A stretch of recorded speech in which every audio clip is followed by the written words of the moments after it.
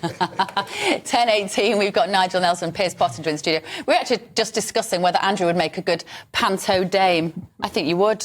I'm not sure whether to take that as a badge of honour, a compliment or an insult. I think it's probably meant as an insult. Right. Rachel Reeves' tax rises, Nigel Nelson. She got a very...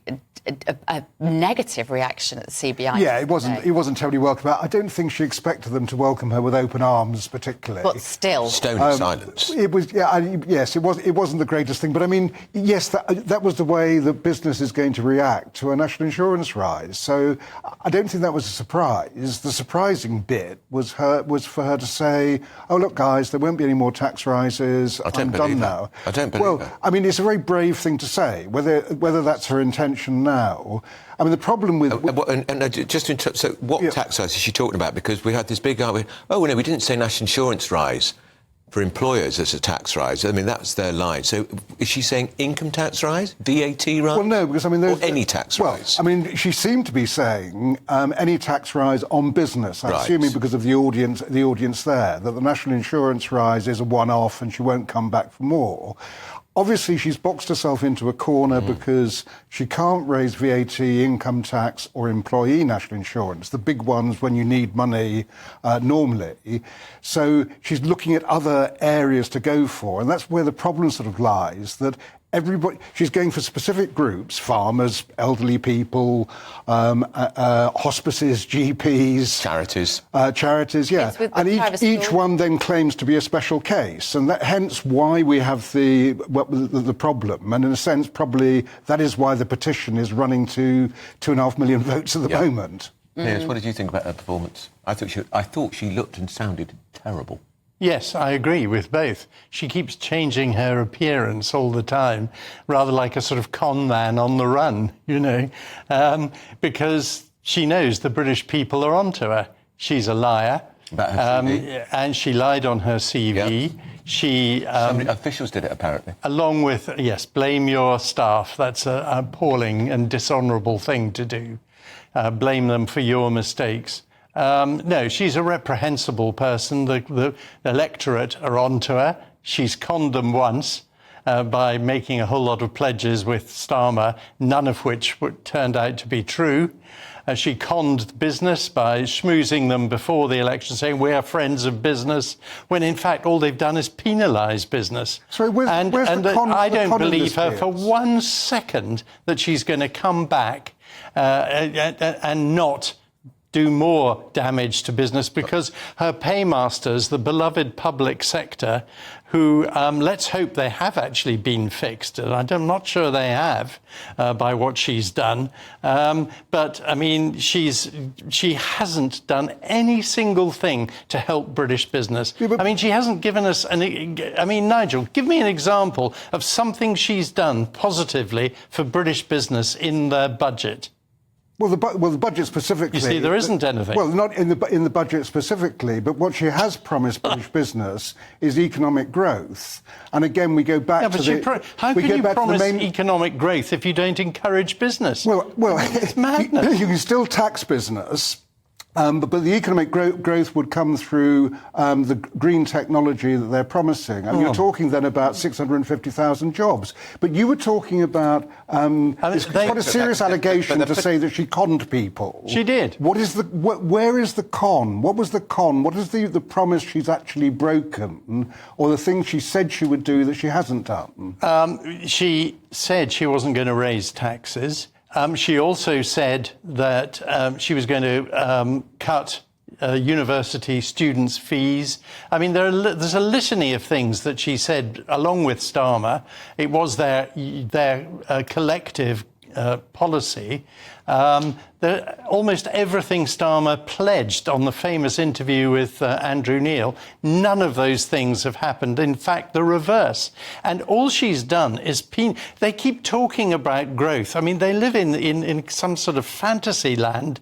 But that's where the future lies. Because they talk about growth. Well, the future would lie, if there is going to be growth, there has to be a stimulus. There has to be an incentive. There is none of that in anything this government government is doing. In fact, quite the reverse. They're loading more and more bureaucracy on business. They're making it harder for them to grow and make a profit, and they're certainly making it harder to employ people. And I would say it's worse than a con, because it was they kicked sand in our eyes by saying we won't raise taxes on working people, but never being able to explain what a working person is. I appreciate that's what infuriates me. Yes, I mean, in fact, that's a very sneaky lie. Well, I mean, what they mean by working people is it's depends who you ask, Nigel. It's a different word for the old urban working class, which is the standard kind of but you Labour had cabinet voter. Ministers couldn't sing from the same hymn sheet. No, I know. I mean, working people became unfortunate. What they should have done was what they did later and made it quite clear that those tax rises wouldn't appear on your payslip. That would have been a simpler way of explaining it in the manifesto. But they appear on the payslip of the person who employs them. Well, they appear on Don't they the have profits. payslips? Well, they do, but their payslips won't be affected either. This is a con, Nigel. No, it is not. A con. Look, when it came down to national insurance, Laura Trott, when she was Treasury Secretary, she spotted it. She said, look, I understand that Labour won't raise employee national insurance, but she warned about employer national insurance.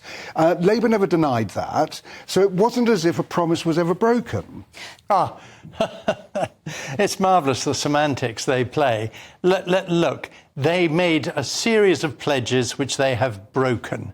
The British electorate feel completely cheated by Labour. Hence 2.6 million on this petition. There's no question about it. And Rachel Reeves, anything she says about, I won't be back, I won't do this again. I mean, it's almost as if, oh, sorry, I won't do this again. She will do it again because she can't help herself. And also, I think people sign this petition, it's not just that they feel cheated, they feel frightened. I'm genuinely frightened by this government. I'm frightened by the war rhetoric around Russia and Ukraine. Are they going to send our children out to Ukraine? I'm frightened by the fact that they are quite keen on what's looking like compulsory purchases of land coming down the horizon. I'm quite frightened by the fact that they're not bothered about our farming landscape changing forever. I find them genuinely... The free they want to interfere. I find terrifying. It's as close to a communist government as you've ever seen in this country. These people are mendacious.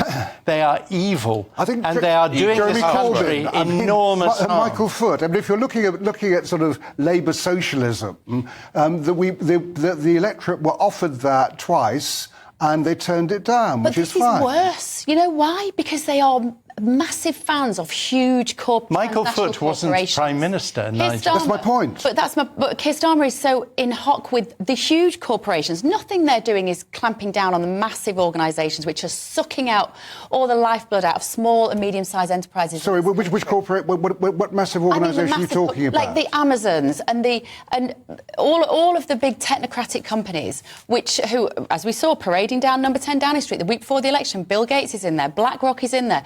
They are very happy. He saw BlackRock last week. Absolutely. Prime Minister. That's right. And shamelessly sitting around the table with these people, these gazillionaires.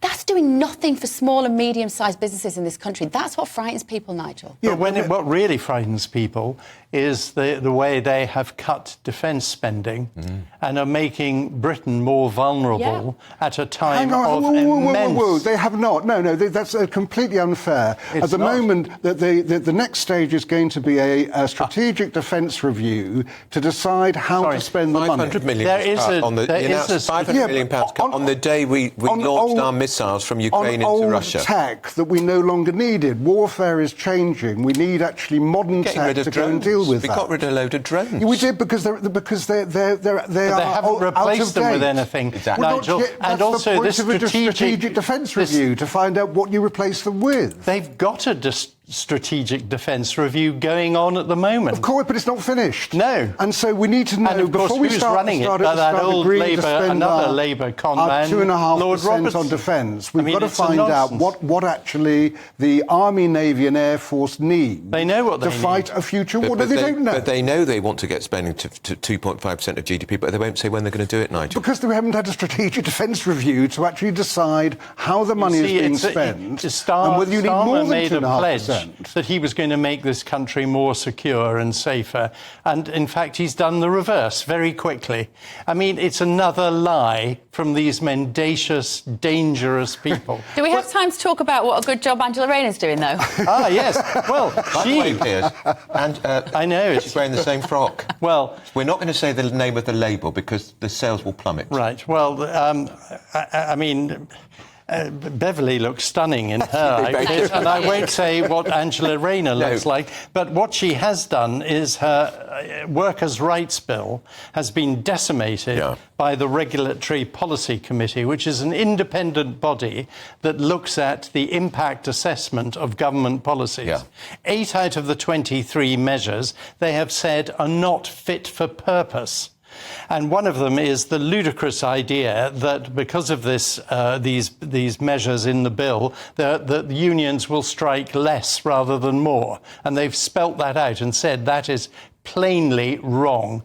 Now, curiously, there haven't been any strikes since Labour have actually got into government. This is we're still going to allow. No, because they're still enjoying the massive pay rises they got for free. Her plans are to have things like sickness pay from day one in the job, maternity pay day one. And this, of course, is more problems for the employers and business, which will affect employees, because employers are going to hire fewer people or be much more cautious about who they hire. They're also going to be passing on the costs that they are paying in keeping wages down rather than giving people in principle, pay increases. aren't employment and the rights economy is going the same to suffer employment rights dramatically. For all, right. The idea of an equality of employment, so that once you start a job, you should have the same rights as the person sitting next to you. As a principle, there are details to sort out. It is difficult. This is a new bill, new government. 8 of the 25 measures have been denounced by the independent regulatory authority. I know. That's why I'm asking the question in principle, because things are changing around that. Let's talk about the detail. You see, something this government cannot actually handle is practicality. They talk in vague platitudes, and yet when it comes to reality, the stuff they're peddling doesn't work. And that's been proven, but with this ludicrous workers' rights bill, which should be ripped up and dismissed. Right, gentlemen, you will be back in the next hour. We are being dismissed right now. They get on so well, these two, off air, actually.